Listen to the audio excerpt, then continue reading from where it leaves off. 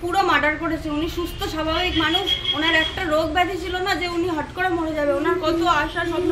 উনি বহুবার ওনাকে হুমকি দেওয়া হয়েছে, ওনাকে মেরে ফেলবে করে প্রচুরবার হুমকি দেওয়া হয়েছে। কে দিয়েছে হুমকি? এমন এই যে আমাদের বাড়ির সামনে আছে দুজনা, আপনি চাইলে দেখিয়ে দিতে পারি, হুমকি দিয়েছে ওনাকে মেরে ফেলবে। আমাদের ভয় করছে, আমরা আমাদের না মেরে ফেলে এখন কি করে রাস্তায় বেরোবো, সত্যি ভয় করছে। এই কারা হুমকি দিয়েছে? এই পাশের বাড়ি। এই ভয়ে আমি বাবাকে বলতাম, বাবা যেও না, বাবা যেও না, কোন দিন মেরে ফেলবে, তোমাদের এত হুমকি দেয়, বাবা যেও না। এখন আমরা কি করে বাঁচবো, কি করে কি করবো? আমরা আতঙ্কে আছি, আমাদের না মেরে ফেলে। কারণ ওনাকে, উনি মরার মানুষ না, উনি এত স্ট্রং, একটা জ্বর হলেও উনি সবসময় সোজা হয়ে দাঁড়িয়ে থাকতো। যারা মেরে দেবো বলেছে নাম বলতে পারবেন? হ্যাঁ, নাম বলতে পারবো। এর আগে ঝগড়ার সময় ওনাকে হুমকি দিয়েছে মেরে ফেলবে। আজকে ওনার যে, উনি যে মরে গেছে, মানুষটার পৃথিবীতে নেই, তাও ওই জায়গা সম্পত্তির কথা তুলছে, বলছে ওই জায়গা ওনার না, উনি তো আর নেই, তাও তোদের জায়গা নিয়ে যেতে হবে। আর কি ওই যারা, উনি যে মারা গেছে, একটা লোক আমরা পাশে পাইনি। ফোন করে করে সবাইকে ডেকে নিয়ে এলাম, কেউ এগিয়ে এসে আমাদের পাশে দাঁড়ালো না বা বেরিয়ে এলো না যে কাকার কি হয়েছে বা দাদার কি হয়েছে, কাউকে আমরা পাশে পাইনি। এটা বোঝাই যাচ্ছে মার্ডার। আমরা পুলিশের কাছে, বড়বাবুর কাছে হাত জোর করে চাই, ওনার শুধু বিচারটা চাই, ওনার বিচার চাই, বিচার চাই। উনি যেন সঠিক জিনিসটা আমরা খুঁজে পাই যে ওনাকে কে মেরেছে। দয়া করে কোনো যেন কেউ এটা ধামাচাপা না দেন, আপনাদের কাছে এটাই অনুরোধ। আমরা আর কিছু চাই না, আমরা আর কিছু চাই না, আপনাদের কাছে অনুরোধ। আপনারা এই ব্যাপারটা ধামাচাপা দিয়ে দেবেন না। ওনার কোনো রোগ ব্যাধি ছিল না, ওনাকে পুরো মার্ডার করা হয়েছে।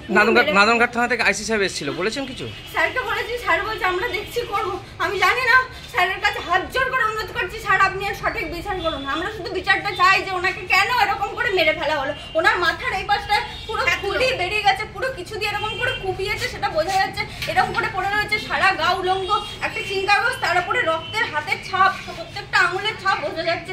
উনি এরকম করে মরার লোক, উনি লাস্টে এতবার হুমকি দিয়েছে এর আগে ঝগড়াতে। উনি শুধু চাইনি যে আমাদের কারোর সাথে ঝগড়া করবো না, আমরা বাড়িতে ঝগড়া অশান্তি করি, বাবা তুমি যেও না। উনি বলেছে না, আমি আর কারোর সাথে ঝগড়া করবো না, হাঁটার রাস্তায় যখন এত ময়লা আমি পরিষ্কার করবো। উনি প্রতিদিন কোদাল দিয়ে পরিষ্কার করে ওই বাড়িটা পরিষ্কার করতে যেত। মানুষের কত বড় শত্রু হয় যে হাঁটার রাস্তায় এরকম গুয়ের চিংকাগজ, মানে বিভিন্ন রকম নোংরা, এঁঠো, মাছের কাঁটা সব ফেলে রাখতো। আর আজকে তাকে এরকম করে মেরে। কে হন উনি? আমার বাবা হয়, শ্বশুর মশাই। আপনার নাম? আমার নাম জয়শ্রী সাহা।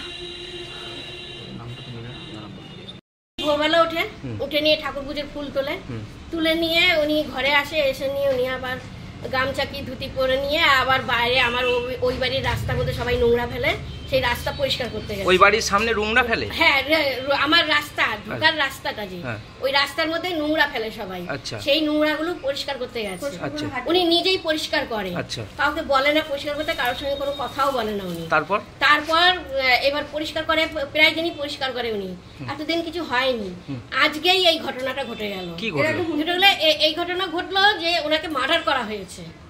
হ্যাঁ, উনি এইভাবে স্বাভাবিকভাবে মরা না, আমরা দেখে যেটা বুঝলাম। ওনাকে মার্ডার করা হয়েছে? হ্যাঁ, ওনাকে মার্ডার করা হয়েছে। আচ্ছা, আপনি কাউকে সন্দেহ করছেন? আমার সন্দেহ বলতে আমি এখন আইডিয়ায় আছি, যাকে আমি এখন বলবো না, কারণ আমার আগে তদন্ত হোক। আচ্ছা, হ্যাঁ, তদন্ততে কি বলে আমি সেটা দেখবো, তারপরে আমি বলবো। কি চাইছেন এখন? আমি এর বিচার চাইছি। আচ্ছা, আমার রাস্তায় যেন কেউ নোংরা না ফেলে, ওই রাস্তায় ঢোকার রাস্তায়, এই বিচার চাইছি।